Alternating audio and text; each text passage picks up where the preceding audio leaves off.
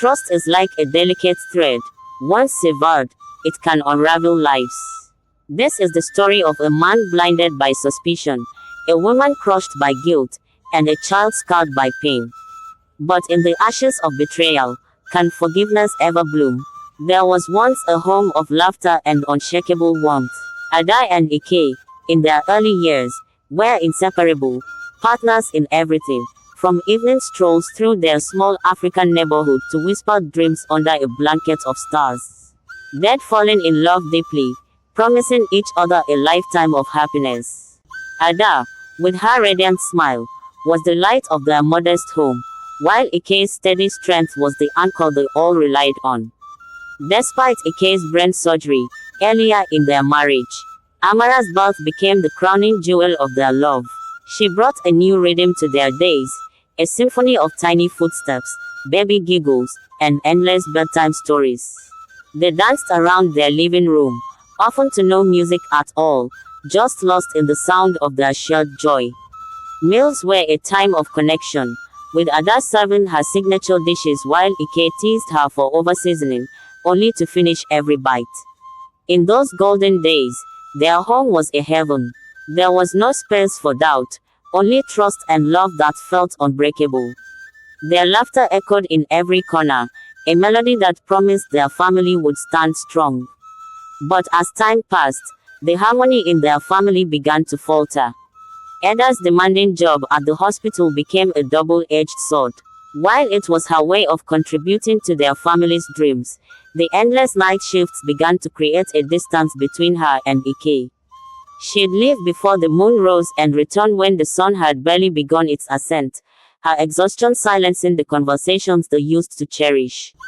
For Ike, this growing absence felt like abandonment. Insecurity crept into his heart, twisting his love into suspicion. The vibrant man who once adored every detail of Ada's being became consumed by doubts he never voiced properly. Instead of sharing his fears, he let them grow, misinterpreting Ada's tiredness as indifference and her commitment to work as an excuse to avoid him. Their home, once filled with laughter and connection, grew heavy with unspoken words. Mealtime became silent, Ike's warm teasing turned to cold remarks. Ada, overwhelmed by the weight of her responsibilities, dismissed his concerns, thinking they were petty compared to the sacrifices she made. Poor communication became the silent destroyer of their bond. The love they once nurtured was buried under layers of mistrust, creating a boundary neither of them dared to cross.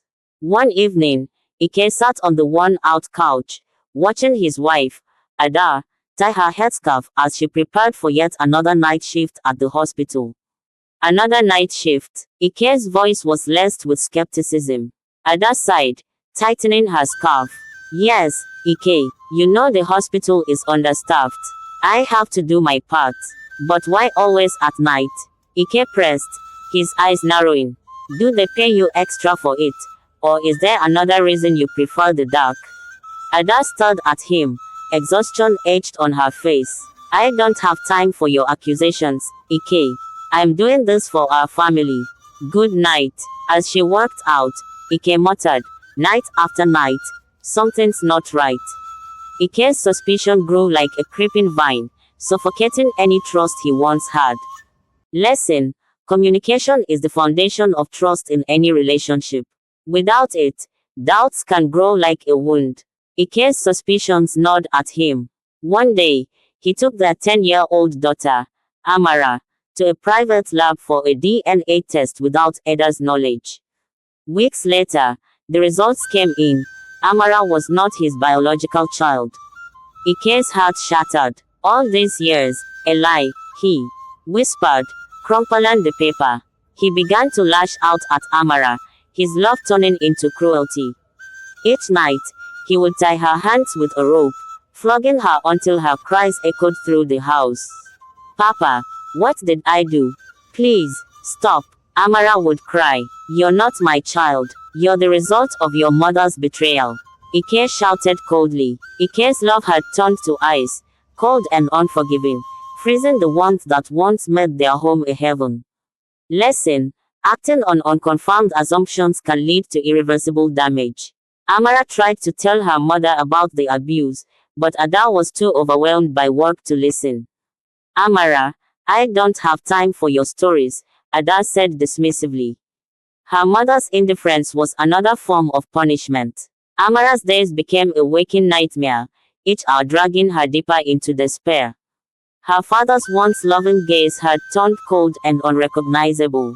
The man who used to carry her on his shoulders now loomed over her with a whip in hand, his words cutting deeper than any lash. You're nothing but a reminder of betrayal, Ike spat one night, the venom in his voice striking Amara's fragile heart. Amara's young mind couldn't grasp the weight of his accusations. Every night, as the rope bit into her wrists and the cane bruised her skin, she wondered what she had done to deserve such hatred. Papa, I'll change, she would plead, her voice hoarse from crying. Please, love me again. But Ike's heart had hardened beyond recognition. The abuse wasn't just physical, it seeped into Amara's spirit, making her doubt her worth. At school, she withdrew from her friends, too ashamed to explain the scars on her arms or the emptiness in her eyes. At home, she walked on eggshells, her every movement shadowed by fear. Her mother's dismissal crushed her further. Mama, please listen, Amara begged one evening, tears streaming down her face. But Ada, overwhelmed with work and guilt, waved her off. Not now, Amara. Each rejection deepened the chasm within her. Nights became battles of survival, and days were spent hiding her pain from a world that didn't seem to care. The light in her once bright eyes dimmed, leaving only a shell of the child she used to be. When Eda's sister, Ifedi, visited, Amara saw a glimmer of hope. Ada, your daughter is so withdrawn. And these skin marks on her body. What's going on? Said Ifedi. Probably her teacher at school. Kids these days can be so unruly. Ada waved it off. Ifedi frowned. Ada, open your eyes. Something's not right. Amara wanted to speak up, but her father's threats silenced her. Fear wrapped around Amara's voice like a chain, keeping her truths locked away. Lesson: parents must create a safe space for their children to express themselves. Ignoring their cries can lead to deeper scars. One night, with Ifedi gone, Ike's cruelty took a darker turn. Instead of flogging Amara, he assaulted her. Amara screamed until her voice broke, her tears soaking the floor. Eventually, she fainted. Ada came home early in the morning to find her daughter lying half lifeless. Panic gripped her as she rushed Amara to the hospital. At the hospital, Dr. Nkechi, a compassionate and observant woman, tried to make Amara speak. Dr. Nkechi sat beside Amara, her voice soft and steady. Amara, you're safe here. No one will hurt you anymore. She handed the trembling girl a glass of water, her eyes filled with compassion. Amara clutched the glass tightly, her lips quivering. I can't say it, she whispered. It's okay. Drive, Nkechi said gently. Take your time. I'm here to listen, not to judge. She held Amara's hand, offering a comforting squeeze. With each word of reassurance, the walls Amara had built around her pain began to crumble. Through sobs, she finally spoke about her father's abuse, the nightly torture, and the assault. Releasing the weight she had carried for so long, Eda's world crumbled. She wept uncontrollably, guilt consuming her. I failed you, my child. I should have listened. I should have protected you, cried Ada. Ada paced the living room, her heart racing as she waited for Ike to return home. Amara was asleep, her fragile body finally finding respite from the horrors she'd endured. When Ike walked through the door, Ada turned to face him, her eyes blazing with fury. Ike, she began, her voice trembling but determined. How could you do this? How could you hurt an innocent child, your own daughter? Ike sneered, throwing his bag onto the couch. My daughter, he spat. Don't you dare call her that. She's not mine. She's the product of your betrayal. Ada froze, stunned by his words. What are you talking about? Ike reached into a drawer, pulling out a crumpled piece of paper. This, he said, slamming the DNA test results onto the table. I took Amara for a test. She's not my child, Ada. All these years, you've been lying to me. Tears welled in Ada's eyes as she picked up the paper. Her hands shook as she read the results. Ike, I can explain, she whispered, her voice breaking. Explain, Ike roared, his voice echoing through the room. You slept with another man, Ada. You betrayed me. Ada sank into a chair, sobbing uncontrollably. I did it for you, Ike, she said, her voice barely audible. Do you remember when you needed brain surgery after our wedding? We had no money, and no one was willing to help us. I went to the chief. I begged him. He gave me the money, but he demanded something in return. Ike's face twisted with rage and disgust. You should have let me die, he said coldly. At least I would have died with my dignity intact. Now, I'm a man with no peace, no purpose, and no child to call my own. Ada's sobs grew louder, but she fought to compose herself. Ike, I made a terrible mistake, but that doesn't justify what you did to Amara. She's innocent in all of this. Innocent, Ike scoffed. She's a constant reminder of your betrayal. I want nothing to do with her. Ada's heart broke as she realized the depth of Ike's bitterness. She wanted to call the police, but she hesitated. The shame it would bring to their family weighed heavily on her.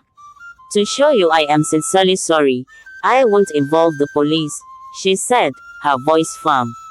Amara, standing silently by the doorway, had overheard everything.